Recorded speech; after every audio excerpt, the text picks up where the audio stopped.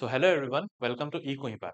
Pratham tinta class on Monday, Tuesday and Wednesday, we went through certain questions on Indian economy. So aji fourth day aru aji ami polity start korim. Yat ami Indian polity 10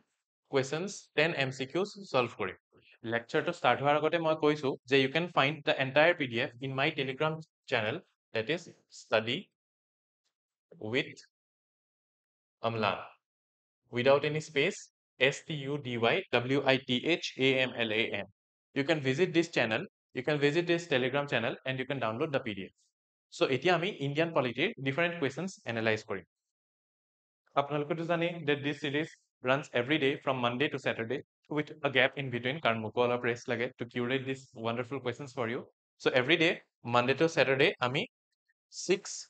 PM every day start korom. Yat এটা অলপ ভুলকে লিখা হৈছে 6 PM every day Monday to Saturday আমাৰ এই সেশনটো থাকে so আজি polity first class so without further ado let's jump straight into the lecture.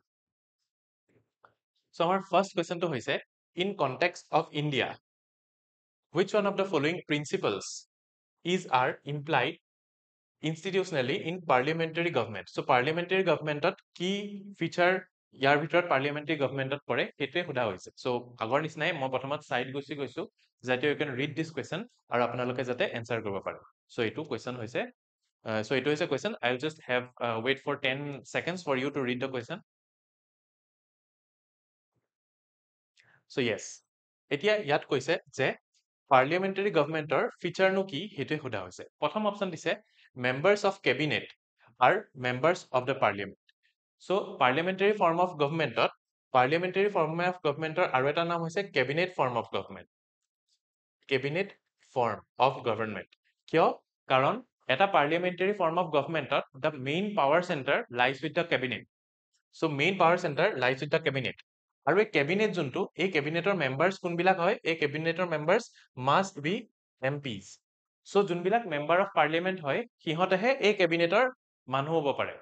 General normal মানুহ এই cabinetor member হ'ব নোৱাৰে. আৰু এটা কথা যে cabinetত আমি কেতিয়াবা দেখো যে কোনবিলাক এনেকুৱা মানুহ cabinetor member হয় যোনবিলাক MP নহয়. So যদি এনেকুৱা এজন মানুহ cabinetor part হয় যোন MP নহয় তেতিয়া হলে এইজন মানুহে 6 monthsৰ ভিতৰতে কিবাকে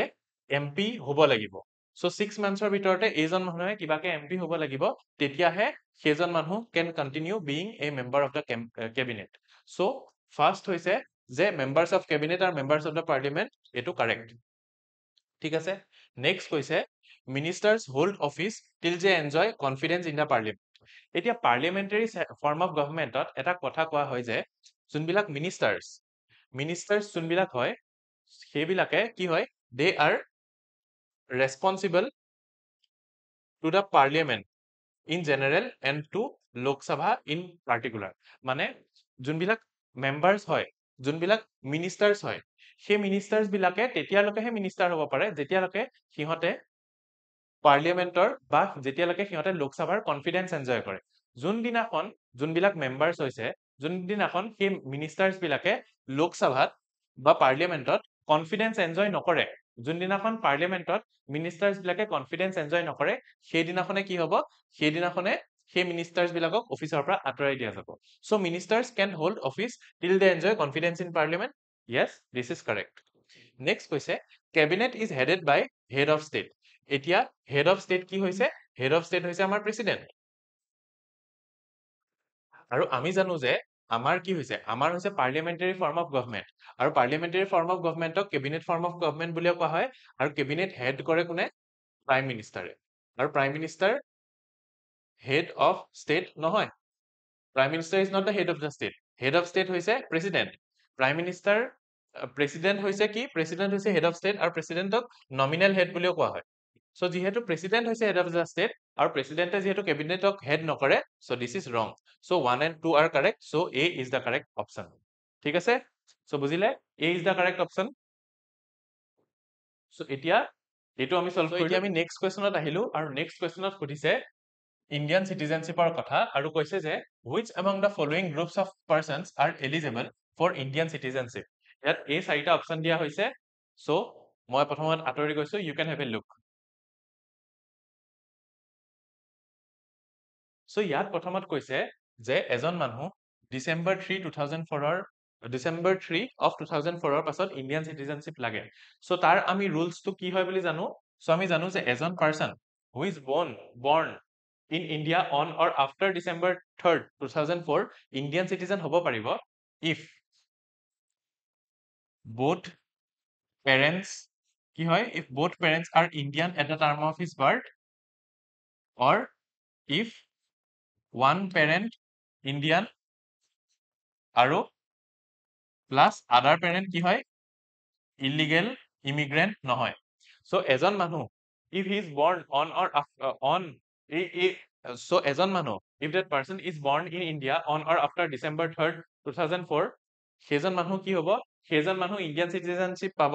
যদি সেইজন মানুহৰ both parents are Indian or if সেইজন মানুহৰ one parent is Indian and the other is not an illegal immigrant এতিয়া ইয়াত কি কৈছে ইয়াত কৈছে a person born in India on or after December 3rd 2004 irrespective of the nationality of his or her parents কিন্তু আমি জানো যে parents or nationality matters so এটো wrong next কৈছে a person born outside India on or after December 3 2004 and having one of the parents as citizenship of India এতিয়া আমি জানো যে এজন মানুহ যদি born হয় outside India on or after December 3rd 2004 তেখেতে ইণ্ডিয়া হ'ব পাৰিব যদি that person's birth is registered with an Indian consulate যদি সেইজন মানুহৰ বাৰ্থটো ৰেজিষ্টাৰ কৰা হয় with an Indian consulate within 1 year of his birth তেতিয়াহে সেইজন মানুহ ইণ্ডিয়ান চিটিজেনশ্বিপ হ'ব পাৰিব কিন্তু ইয়াততো সেইটো কথা কোৱা নাই so born outside হলেতো এটো rule হয় so ইয়াত যেহেতু হেতু কথা কোৱা নাই so this is also wrong next কৈছে a person of Indian origin who is ordinarily resident in India for 7 years before making an application for registration so এতিয়া আমি জানো যে ৰেজিষ্ট্ৰেচনৰ কাৰণে যদি এজন পাৰ্সন এলিজিবল হ'ব লাগে so তেখেতে 7 years before making an application তেখেতে ordinary resident হ'ব লাগিব ইণ্ডিয়াৰ and that is true so এটো আমি জানো so this is true next কৈছে a person resided in India for not less than 11 years during the last 14 years so এজন মানুহে যদি last 14 years ৰ ভিতৰত 11 years যদি ইণ্ডিয়াত থাকে তেতিয়াও তেখেতে ইণ্ডিয়ান চিটিজেনশ্বিপ পাবলৈ তেখেত এলিজিবল হৈ যাব so এটো কাৰেক্ট so এটো correct so 3 and 4 are correct so D is the correct answer so আমি গম পালো D correct so এতিয়া আমি next question চাও so next question চোৱাৰ আগতে মই প্ৰথমত কৈ ল'বলৈ বিচাৰিছো about a certain MCQ open mock test series যোনটো আমি ৰান কৰোঁ so আমি এটা MCQ open mock test series run কৰো at 9 PM every evening in our website www.ekohipath.com য'ত যোনবিলাক winners হয় সিহঁতে prize worth ₹5,000 পায় ইয়াৰ পিছত I want to let you know about our foundational APSC course that we are running this is for the year 2004 যোনটো আপোনাৰ APSC dream to achieve কৰাত আপোনাক help কৰিব and you can learn more about this in our website and that is ekohipath.com apart from this মই আপোনাক আমাৰ crash courseৰ বিষয়ে জানাবলৈ বিচাৰিছো যে আমাৰ crash courseত admission open হৈ আছে you can learn about this from our website ekohipath.com আৰু এনেটো এই কোৰ্সটোৰ দাম হয় 9999 কিন্তু এতিয়া আমি early birds discounts দিছো then that will be around 7999 only so আপুনি 7999 তে এই কোৰ্সটো পৰা আপুনি knowledge gather কৰিব পাৰিব and installment facility ও আমি ইয়াত provide কৰিছো so there's that so এতিয়া আমি আকৌ questions লৈ আহো so next question হৈছে regarding fundamental rights and DPSP মই প্ৰথমতে আতৰি গৈছো as it will help you to look at the question better yes so প্ৰথমত কৈছে unlike fundamental rights DPSP aims at establishing political democracy এতিয়া আমি জানো যে যোনবিলাক fundamental rights এ কি অনাত help কৰে fundamental rights এ political democracy অনাত help কৰে আৰু DPSP এ কি অনাত help কৰে social and economic democracy অনাত help কৰে so ইয়াত কি কোৱা হৈছে ইয়াত কৈছে যে fundamental rights এ বোলে political democracy নানে কাৰণ unlike word টো use কৰিছে that is wrong আৰু কৈছে DPSP এ বোলে political democracy আনে that is also wrong social and economic আনে so এটো wrong next কৈছে unlike fundamental rights DPSP are not enforceable by courts for their violation. So আমি জানো যে ফান্ডামেন্টাল রাইটস তো এনফোর্সেবল হয় কিন্তু DPSP এনফোর্সেবল নহয় কোৰ্টছৰ দ্বাৰা সো এটো কারেক্ট ঠিক আছে so this is correct next কৈছে both DPSP and fundamental rights require legislation for implementation এতিয়া DPSP যদি আমি এনফোর্স যদি আমি ইমপ্লিমেন্ট কৰিব লাগে তেতিয়া আমি কিছুমান ল বনাব লাগিব কিছুমান ল আনিব লাগিব দ্যাট ইজ কারেক্ট আৰু ইয়াত কৈছে যে ফান্ডামেন্টাল ৰাইটস যদি আমি আনিব লগাত ইমপ্লিমেন্ট কৰিব লগাত পৰে তেতিয়াও আমি কিছুমান লজ বনাব লাগিব কিন্তু আমি জানো যে ফান্ডামেন্টাল ৰাইটসৰ কাৰণে আমি লজ বনোৱাৰ দৰকাৰ নাই fundamental rights are self enforceable so fundamental rights কি হয় they are automatically or self enforceable they are automatically enforceable so আমি সিহঁতৰ কাৰণে কি আমি সিহঁতৰ কাৰণে laws বনাবলৈ নালাগে except article 17 যোনটো হৈছে আমাৰ untouchability লগত related article 24 আৰু article 23 এই তিনটা আৰ্টিকেলৰ কাৰণে আমি লজ বনাব লগাত পৰে কিন্তু এই আৰ্টিকেলৰ বাহিৰে এই তিনটা আৰ্টিকেলৰ বাহিৰে আমি ফান্ডামেন্টাল ৰাইটস বিলাক ইমপ্লিমেন্ট কৰিবলৈ আমি লজ বনাব লগাত নপৰে ফান্ডামেন্টাল ৰাইটস বিলাক কি হয় দে আৰ অটোমেটিক্যালি এনফোৰ্সেবল ঠিক আছে সো দেয়াৰস দ্যাট সো এটো হৈ গল এতিয়া আমি নেক্সট কোৱেশ্চনটো চাওঁ নেক্সট কোৱেশ্চনটো হৈছে এবাউট কমিউনেল এৱাৰ্ড হাইলাইট কৰি দিছো so you can read about this now so I hope communal awardৰ বিষয়ে you have read I'll be waiting for few more seconds now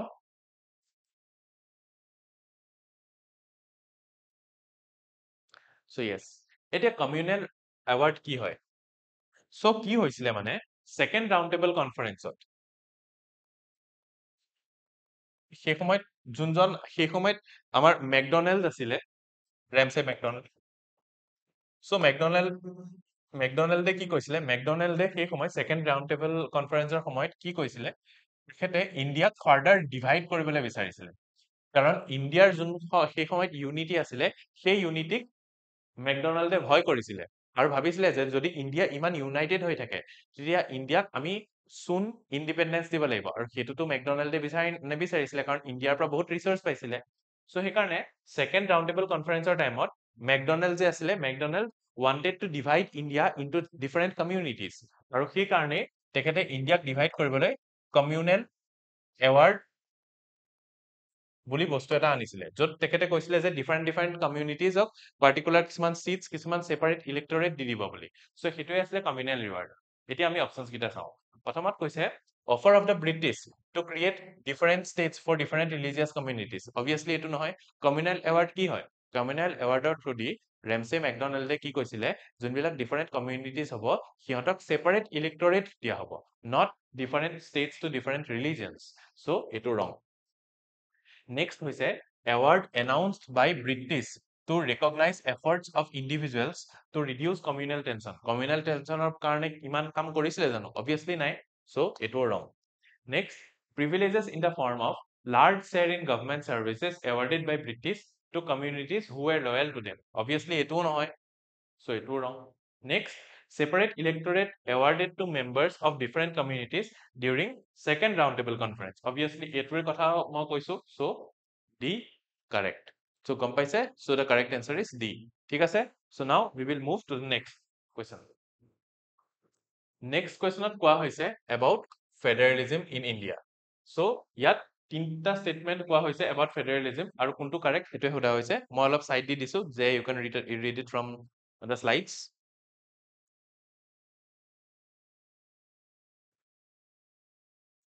ঠিক আছে এতিয়া ইয়াত প্ৰথমত কৈছে that the new economic policy of 1991 helped strengthen federalism in India এটা federalism মানে কি federalism মানে হৈছে center plus state center আৰু stateৰ specific areaত specific power থকাটোৱে হৈছে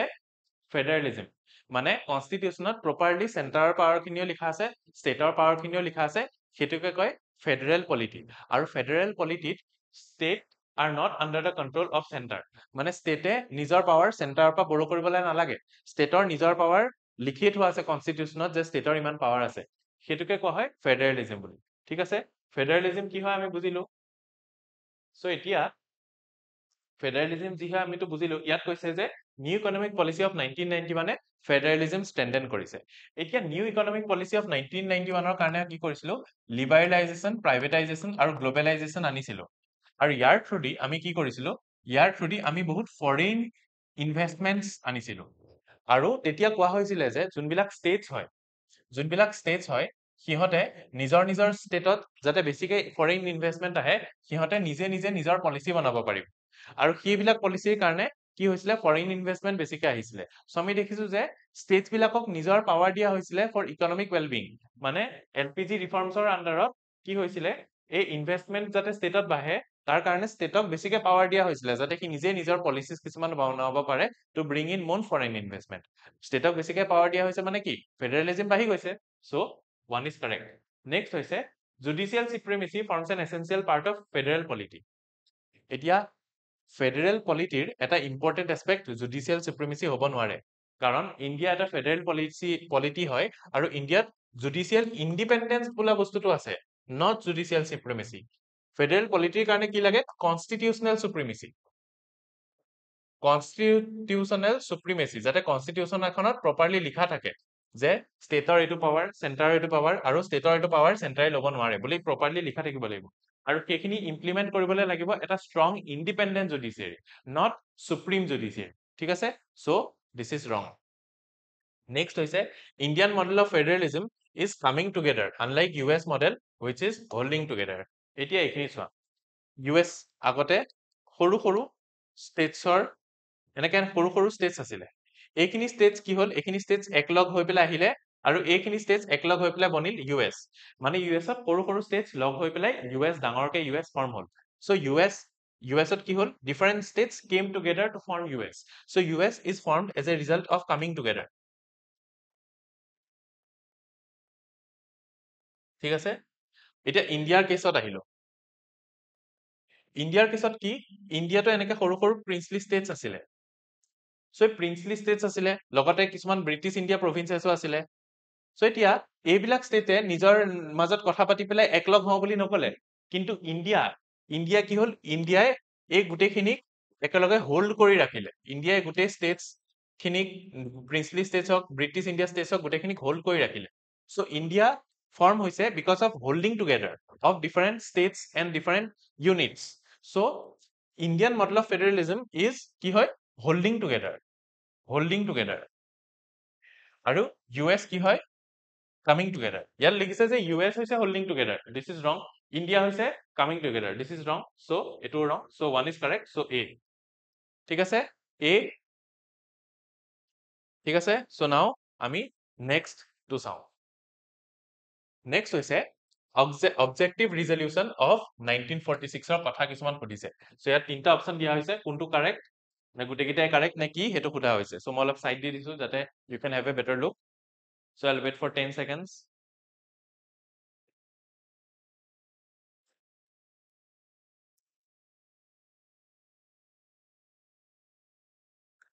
so I'll wait for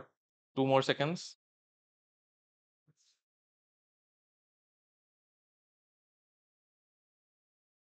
ঠিক আছে এতিয়া অবজেক্টিভ ৰিজলিউচন এই অবজেক্টিভ ৰিজলিউচন বস্তুটো কি হয় এই অবজেক্টিভ ৰিজলিউচনটো এটা ৰিজলিউচন হয় that resolution was moved by Nehru in 1946 আৰু এই ৰিজলিউচনৰ ওপৰতে বেছ কৰি পেলাই বনোৱা হৈছে বৰ্তমানৰ প্ৰিএম্বল এই ৰিজলিউচনত কি কোৱা হৈছিলে এই ৰিজলিউচনখনত এইটো কোৱা হৈছিলে যে যোনটো আমি কনষ্টিটিউচন বনাম সেইখন কেনেকুৱা টাইপৰ হ'ব কি হ'ব তাৰ কি কথা সেই কনষ্টিটিউচনখনত থাকিব কেনেকৈ আমি ইণ্ডিয়া এজ এ নেশ্যন ইণ্ডিয়াক কেনেকৈ ফৰ্ম কৰিম সেই গোটেইখিনি এই অবজেক্টিভ ৰিজলিউচনত লিখা আছিলে ইয়াত মানে ইণ্ডিয়াৰ কি অবজেক্টিভছ হ'ব সেইখিনি লিখা আছিলে সো সেইকাৰণে তাৰ নাম হৈছে অবজেক্টিভ ৰিজলিউচন আৰু এইটো কোনে বনাইছে এইটো আমাৰ মুভ কৰিছিলে নেহৰুৱে আৰু it was unanimously accepted on January 22nd of 1947 so January 22nd of 1947 ত এই আমাৰ অবজেক্টিভ ৰিজলিউচনটো একচেপ্ট কৰা হৈছে সো এতিয়া আমি অপচনছ খিনি চাওঁ প্ৰথম কৈছে it served as an inspiration for the preamble in the constitution আমি জানো যে আমাৰ preamble খনে অবজেক্টিভ ৰিজলিউচন খনৰ পৰা ইনস্পিৰেচন ড্ৰ কৰিছে So etu correct. Next কৈছে it envisioned popular sovereignty for the soon to be independent nation. এতিয়া popular sovereignty মানে কি? Popular sovereignty মানে হৈছে maximum power with the people, মানে পিপলে যাতে সুপ্রিম হয়, পিপলে যাতে সুপ্রিম হয় সেটোকে কোৱা হয় popular sovereignty, মানে the supreme power are in the hands of the people, সেটোকে কয় popular sovereignty. আৰু objective resolution এ ইন্ডিয়া কেনেকা হ'ব হেতুৰ কথা কৈছিলে, আৰু তাত এটা কথা কোৱা হৈছিলে যে ইন্ডিয়া এনেকুৱা এটা ইন্ডিয়া হ'ব লাগে যাতে মানুহে তাত সুপ্ৰিম হয়, আৰু হেতুৱে এনভিজন কৰা হৈছিলে, সো এটো কাৰেক্ট. নেক্সট কৈছে it provided for vesting of residuary power with the provinces. এতিয়া মানে কিছুমান এনেকুৱা পাৱাৰ্স থাকে যোনখিনি ষ্টেটৰো নহয় চেণ্টাৰো নহয়, সো এইবিলাক কয় ৰেচিডিউৰি পাৱাৰ্স বুলি. আমি ফিউচাৰ চেণ্টাৰ ষ্টেটৰ যেতিয়া এমচিকিউ কৰিম তেতিয়া আমি ভালকে পঢ়িম ৰেচিডিউৰি পাৱাৰ্স কি. এতিয়া এইটোৱে মনত ৰাখক যে এনেকুৱা কিছুমান পাৱাৰ্স আছে যোনখিনি মানে ভালকে ষ্টেটৰো নহয় চেণ্টাৰো নহয় আৰু কনকাৰেন্ট লিষ্টতো নপৰে, সো এইখিনি যোনখিনি অন্য পাৱাৰ সেইখিনিকে কোৱা হয় ৰেচিডিউৰি পাৱাৰ্স বুলি, আৰু এই ৰেচিডিউৰি পাৱাৰ্স খিনি ষ্টেটছক বা প্ৰভিন্সক দিব লাগিব বুলি অবজেক্টিভ ৰিজলিউচনে কৈছিলে. সো এটাও কারেক্ট হয়. So all of these are correct. So 1 2 3 all of them are correct. So এটো হৈছে about this. এতিয়া আমি নেক্সট কোৱেশ্চনটো চাওঁ about India's constituent assembly. So মই প্ৰথমতে 10 সেকেন্ডৰ কাৰণে সাইড দি দিছো যাতে you can have a better look. ঠিক আছে, সো এতিয়া ইয়াত কনস্টিটিউয়েন্ট এসেম্বলিৰ ওপৰত কিছুমান কোৱেশ্চন সুধিছে. এতিয়া কনস্টিটিউয়েন্ট এসেম্বলি নো কি? এতিয়া ইন্ডিয়া ইন্ডিপেন্ডেন্ট হোৱাৰ পাছত ইন্ডিয়াৰ এখন কনস্টিটিউশন এখন দৰকাৰ হ'বই ইন্ডিয়া ইন্ডিপেন্ডেন্ট হলে, সো ইন্ডিয়ান ইন্ডিপেন্ডেন্স হোৱাৰ পাছত যাতে এখন কনস্টিটিউশন থাকে, সো কনস্টিটিউশনখন বনাবলে আহিলে ইন্ডিয়াস কনস্টিটিউয়েন্ট এসেম্বলি. আৰু এই যে ইন্ডিয়াস কনস্টিটিউয়েন্ট এসেম্বলি যে বনিলে এইখিনি বনোৱাৰ গোটেইখিনি ৰেকমেন্ডেশন প্ৰথমতে দিছিলে কোনে? কেবিনেট মিছনে, কেবিনেট মিছন. আৰু এই কেবিনেট মিছনক দুটা প্ৰপোজাল দিয়া হৈছিলে, এটা দিয়া হৈছিলে যে এটাই কনস্টিটিউয়েন্ট এসেম্বলি বনক, আৰু এটা দিছিলে অল ইন্ডিয়া মুসলিম লীগে যে দুটা কনস্টিটিউশন বনক, এটা পাকিস্তানৰ কাৰণে আৰু এটা ইন্ডিয়াৰ কাৰণে. আকৌ কৈছো কেবিনেট ইন্ডিয়াস কনস্টিটিউয়েন্ট এসেম্বলি যে বনিছে that is based on the recommendation of cabinet mission. এতিয়া cabinet missionৰ ওচৰত দুটা প্ৰপোজাল আহিছিলে, এটা আহিছিলে যে এটাই কনস্টিটিউয়েন্ট এসেম্বলি বনক আৰু এটা কনস্টিটিউশনে বনক গোটেই ইন্ডিয়াৰ কাৰণে, আৰু সেকেন্ড হৈছে দুটা কনস্টিটিউশন বনক, এটা পাকিস্তানৰ কাৰণে এটা ইন্ডিয়াৰ কাৰণে. কেবিনেট মিছনে দুটা কনস্টিটিউশন বনোৱাটো ৰিজেক্ট কৰিলে আৰু এটা কনস্টিটিউশন বনোৱাটো একচেপ্ট কৰিলে. এতিয়া এই যে কনস্টিটিউয়েন্ট এসেম্বলি বনিলে, এই কনস্টিটিউয়েন্ট এসেম্বলি যোনটো বনিলে that is formulated only of Indians, মানে খালি ইন্ডিয়ানছ হে পাৰ্ট হ'ব এই কনস্টিটিউয়েন্ট এসেম্বলি. আৰু কিমানটা টোটাল সিট থাকিলে কনস্টিটিউয়েন্ট এসেম্বলিত? 389. এই 389 ৰ 296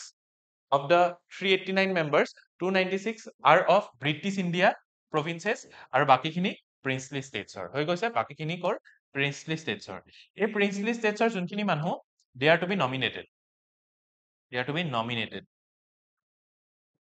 আৰু যোনখিনি মাইনৰিটিজ আছে এই 296 ত কিছুমানটো মাইনৰিটি মানুহ আছে, সো মাইনৰিটিজ এৰ কাৰণে সেপাৰেট ইলেক্টৰেট ৰাখা গৈছিলে দেই, সেপাৰেট ইলেক্টৰেটো ৰাখা গৈছিলে. এতিয়া আমি অপশনছ কিটা চাওঁ. It was constituted on the basis of cabinet mission, obviously correct. Next, members from princely states were proposed to be drawn from nomination. কৈছিলে princely state nomination হ'ব, correct. Next, seats were reserved for various minorities with no separate electorate. কিন্তু আমি কৈছিলো separate electorate থাকিব minorities কাৰণে, so wrong. So 1 and 2 correct, correct হৈ গল এটো. এতিয়া আমি next option next question টো চাওঁ. Next questionত assertion reasoning based question. So প্ৰথমতে চাই লওঁ, তাৰপিছত I'll just give a 5-6 minutes 5-6 seconds ka gap for you to look at that answer. ঠিক আছে, এতিয়া ইয়াত এটা assertion কোৱা হৈছে যে the constitution has described India as a union of states and not federation. আমি জানো যে কনস্টিটিউশনত ইন্ডিয়া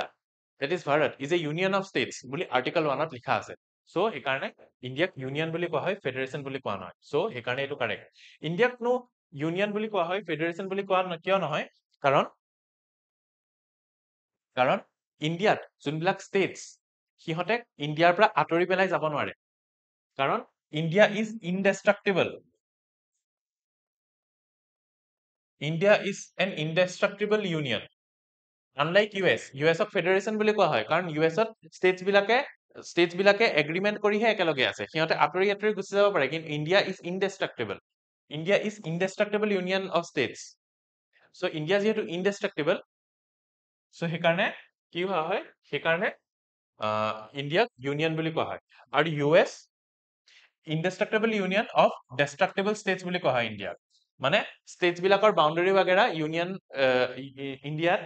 চেণ্টাৰে চেঞ্জ কৰিব পাৰে কিন্তু ইউএছক ইনডেষ্ট্ৰাক্টেবল ইউনিয়ন অফ ইনডেষ্ট্ৰাক্টেবল ষ্টেটছ বুলি কোৱা হয় মানে ষ্টেটছ বিলাকে নিজেও চিচিড কৰিব নোৱাৰে আৰু ষ্টেটছ বিলাকৰ বাউণ্ডাৰীও চেঞ্জ কৰিব নোৱাৰে চেণ্টাৰে কিন্তু সেইটো ইণ্ডিয়াৰ ফলত নহয় সেইকাৰণে ইণ্ডিয়াত যিহেতু ষ্টেটছ বিলাকে চিচিড কৰিব নোৱাৰে সেইকাৰণে ইণ্ডিয়াক ইউনিয়ন বুলি কোৱা হয় এণ্ড নট এ ফেডাৰেশ্যন আৰু India is not formed as a result of agreement between states যিহেতু India is not formed as a result of agreement between the states সেইকাৰণে ইণ্ডিয়াক ইউনিয়ন বুলি কোৱা হয় এণ্ড নট ফেডাৰেশ্যন চ' এইটো আমি জানো যে দিছ ইজ কাৰেক্ট নেক্সট কৈছে যে Indian polity is a result of agreement between states কিন্তু আমি কৈছোৱে যে India is not formed as a result of agreement between states India is not formed as a result of agreement between states. US is formed as a result of agreement between states. So সেইকাৰণে reason is wrong. So assertion is wrong. Assertion is correct. Reason is wrong. So A is true. Why is R is false? So এইটো correct. So C is the correct answer. হৈ গৈছে এতিয়া আমি next টো চাওঁ ইয়াত কোৱা হৈছে consider the following statements regarding economically advisory council. So এইটো যদি নিউজত আছে এইটো মই তোমালোকক প্ৰেক্টিচ হিচাপে দিছো প্ৰেক্টিচ MCQ হিচাপে দিছো next class to obviously কৈ দিম you can let me know about this answer in the comment section comment কৰিবা I'll get to know that you are watching this lecture এইটো practice কৰিবলৈ দিছো you can let me know about the answer বহুত easy হয় আৰু not so important সেইকাৰণে মই practice কৰিবলৈ দিছো next আমি চাওঁ যে আমাৰ economic justice is one of the objectives যে লিখা আছে economic justice as one of the objectives of Indian constitution has been provided in ক'ত দিয়া হৈছে economic justice ৰ কথা ক'ত কোৱা হৈছে প্ৰথমত কৈছে preamble আৰু fundamental rights এতিয়া আমি এইটো জানো যে fundamental rights ত political justice ৰ কথা কোৱা হৈছে economic justice ৰ কথা কোৱা হৈছে ক'ত DPSP আকৌ কৈছো এটা বস্তু আছে fundamental rights আৰু এই fundamental rights ত কিহৰ কথা কোৱা হৈছে এই fundamental rights ত কোৱা হৈছে about political democracy আৰু যোনটো DPSP ত কোৱা হৈছে কি DPSP ত কোৱা হৈছে about economic and social democracy so economic justice এইবিলাকৰ কথা DPSP ত কোৱা হ'ব fundamental rights ত কোৱা নহয় so ইয়াত যেহেতু fundamental rights লিখা হৈছে so এটোটো wrong বুলি জানোৱে preamble ৰ কথা আমি অলপ পিছত আহিম so এটো wrong next আকৌ fundamental rights বুলি দিয়া হৈছে এটো wrong এতিয়া আমি preamble ৰ কথা আহিলো এতিয়া preamble ৰ কথা যদি আমি চাওঁ তাত preamble ত কি কোৱা হৈছে we the people of India having solemnly resolved to constitute India into a sovereign socialist secular democratic republic and to secure to all its citizens liberty of worship thought belief expression faith worship thought faith belief expression justice political economical and social আৰু বাগেৰা বাগেৰা so আমি দেখিলো যে যোনটো preamble তাতো economic justice ৰ কথা কোৱা হৈছে হয় নে নাই economic justice সো এই কাৰণে preamble টো correct হ'ব সো preamble correct আৰু DPSP correct so B is the correct answer ঠিক আছে B is the correct answer so AI আছিলে আজিৰ 10 MCQs খিনি বহুত easy so you can download this entire slides from my Telegram channel that is study with Amlan so এইটো হৈছে Telegram channel যত you can download the slides ইয়াৰে লগত if you have any doubts you can write it in the comment section if you want me to bring about any change if you want me to bring about MCQs on one particular topic যোনটো আপোনালোকে ভাবিছে অলপ টান পাইছে you can let me know in the comment section কি topics cover কৰিব লাগে next মই কি subject আনিম geography আৰু modern Indian history আনিব লাগে নে বেলেগ কিবা আনিব লাগে next week মই Indian economy আৰু polity continue কৰিম বাৰু but তাৰ পাছত next weekত কি আনিব লাগে so everything you just let me know and I'll get back to you all I'll reply to your comments so see you again in the next lecture bye bye